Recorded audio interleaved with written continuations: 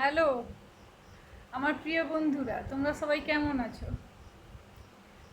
আমি অবশ্যই ভালো আছি, কারণ স্টেরয়েড নিয়ে গাঁদালু পাতা খেয়ে তারপরে নিজের যত্ন নিয়ে ভালো আছি। 5,000 টাকা আমার যেন ভারী পড়ছে, ঠিক আছে, কিন্তু ল্যাপটপটা খারাপ হয়েছে। কালকে ল্যাপটপ সারানোর জন্য গেছিলাম, একজন ফিজিক্স ল্যাবারের সাথে দেখা হয়েছিল, ঠিক আছে। তো যখন আমি কলেজে পড়তাম, সে তখন মাস্টার্স করতো দাদাটা। সে আমি তাকে বললাম, দাদা তুমি ফোন পে করে তো টাকা রোজগার করতে, ঠিক আছে, পেটিএম করো, ঠিক আছে। বলছে তখন হতো, এখন তো হয় না। আমি বলছি সেইটা জানার জন্য আমি খুব উৎসাহিত ছিলাম। আর তোমার নাম্বার নেই, তো নাম্বার নিয়েছি, তারপরে এইটা জানলাম।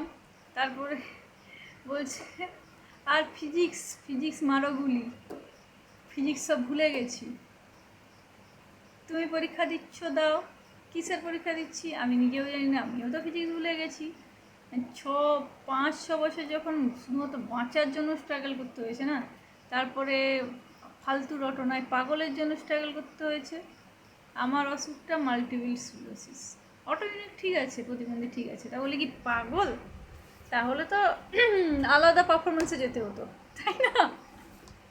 ঠিক আছে, সে যা হয়েছে হয়েছে, সব কিছু কাটিয়ে এখন এরকম আমার ল্যাপটপটা সারানো হোক, যদি 2-1 টাকা রোজগার হয় ভালো, অতীব ভালো। আর অন্নপূর্ণা ঢুকে নি, তার জন্য গেছিলাম, কি হবে জানি না। প্রতিবন্ধী ভাতাও ঢুকে নি আমাদের, এখন জানি না কী হবে। তোমাদের ভালো লাগলে লাইক, শেয়ার, সাবস্ক্রাইব করো। তোমরা পাশে আছো বলেই আমার ইউটিউব ইউটিউবে ভিডিও দিতে ভালো লাগে খুব। কী বলবো, কালকে একজন সাবস্ক্রাইব করেছে, তাকে তো একান্তভাবে ধন্যবাদ, ঠিক আছে, বিশাল খুশি।